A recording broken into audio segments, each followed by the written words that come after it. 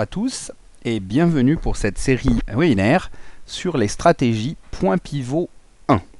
Donc c'est une première stratégie qu'on va voir par rapport aux points pivots. Les points pivots, pour ceux qui ne les connaissent pas, vous allez découvrir, ce sont des outils créés par les traders de parquet il y a quelques années, il y a un bon bout de temps, et puis qui ont été mis à jour un petit peu avec les nouveaux assauts du day trading et qui s'adaptent très bien sur les devises. Donc on va en parler, je vais vous montrer une stratégie, donc stratégie pivot.1, que vous allez pouvoir utiliser par la suite.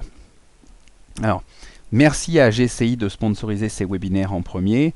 Vous pouvez les télécharger la plateforme MetaTrader ou voir celle de GCI directement pour pouvoir traiter de cette manière-là, par exemple.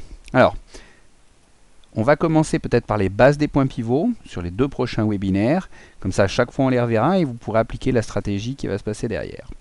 Donc, les points pivots sont des points qui sont déterminés par rapport au cours de la veille si on choisit un calcul daily ou à la semaine si on choisit un calcul weekly ou monthly. Enfin, l'histoire du calcul, elle est simple, elle est basée sur un seul point qui s'appelle le midpoint, le pivot moyen ou pivot médian. En fait, ce midpoint, MP, c'est la moyenne entre le cours le plus haut de la veille, le cours le plus bas de la veille et le cours de la clôture de la veille, le tout divisé par 3. Ce qui nous donne la formule suivante. Ici, vous voyez, MP égale C plus H plus B, donc clôture au bas, le tout divisé par 3. Et ça nous donne une valeur. C'est cette valeur qui est le point médian, le pivot moyen, qui va nous servir à calculer les autres points pivots. Tout va démarrer de celui-ci. Donc vous voyez, c'est la moyenne, si on fait un calcul daily, entre clôture au bas, divisé par 3, et si on fait en weekly, clôture de la semaine, plus haut de la semaine, plus bas de la semaine, divisé par 3, ce qui nous donne le pivot moyen pour la semaine. Et donc on va voir que ceux qui sont au-dessus de ce pivot moyen seront des résistances, ceux qui vont être en dessous seront des supports. Assez simple, voici les zones de calcul. Alors je vous conseille d'aller télécharger le PDF derrière pour pouvoir justement revoir tous ces calculs. Le premier pivot sera 2 fois le midpoint moins le bas. Le deuxième pivot sera le midpoint plus au moins bas. Le premier pivot bas sera 2 fois le midpoint moins le plus haut. Et le second pivot bas sera le midpoint moins le plus haut moins le plus bas. Comme ça, vous savez déjà tout calculer. Ce qui nous donne en fait sur un graphique. Alors, il ne faut peut-être pas vous embêter parce que au fur et à mesure, beaucoup de brokers, beaucoup de plateformes, tout le monde commence à les utiliser. Donc, ça fait partie intégrante de pas mal de plateformes.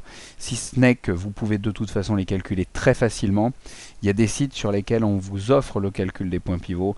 Donc, n'hésitez pas. Comme ce sont des points de marché clés, à les calculer. Vous pouvez même le faire sous Excel. C'est pas la chose la plus compliquée, il n'y a pas forcément besoin d'avoir un repère graphique. Néanmoins, c'est ce que je vais vous montrer sur les autres. Donc ça pourrait donner ici, où on se retrouve en marché haussier, un point moyen, le pivot bas, le deuxième pivot bas, premier pivot, et ici en marché baissier, vous voyez, on se retrouve avec un point moyen ici, un point pivot au-dessus, point pivot. Et vous allez voir ce que ça va donner directement sur un petit graphique.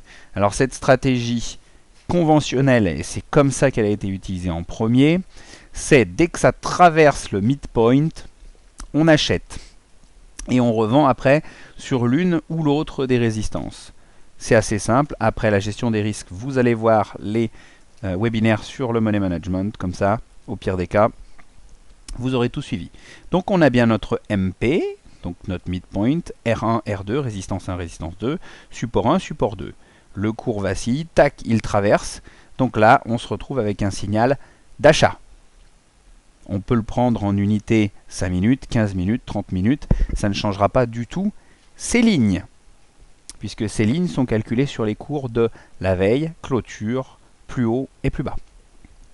La technique est exactement l'inverse pour une vente traditionnelle, c'est-à-dire dès qu'on va traverser par le bas le midpoint, eh bien on va se retrouver à vendre à découvert la paire de devises, donc ici graphique euro-dollar, et le signal de vente, il est bien là. Alors prise de bénéfice sur le support 1 ou le support 2, en fait ça va dépendre des objectifs que chacun se fixe et par rapport à la stratégie risque-rendement que vous voulez adapter. Alors, J'ai pris ici un graphique qui vient de se passer sur les 5 dernières journées, sur le graphique de la livre contre le dollar, le câble. Donc, le marché descend, il vacille et je vous ai montré des zones claires d'achat ou de vente. Vous voyez qu'ici, bon alors effectivement, ici on aurait vu qu'on aurait pu vendre à découvert. Et puis là, on se retrouve au midpoint de la journée, on traverse ici, c'est bien une zone de vente. Ici on retraverse, c'est une zone d'achat. On se retrouve dans cette journée avec une zone de vente ici, une zone d'achat ici, et puis vous voyez après sur les 2 dernières journées, eh bien on ne traverse pas le midpoint, donc il n'y a pas d'achat et de vente qui sont programmés sur ces jours-là. Voilà, si vous voulez en savoir plus, allez télécharger le PDF du webinaire et surtout allez traiter de cette manière-là sur la plateforme GCI ou directement sur le compte MetaTrader qui est lié à GCI pour avancer et commencer à pratiquer avec les règles de gestion des risques, avec ce type de stratégie et tout un tas d'autres. Je vous rappelle que nous, à l'Institut de la Bourse, on est disponible pour vous donner un coup de main dès que vous en avez besoin. Vous nous envoyez un petit email, vous nous posez une petite question, vous nous appelez.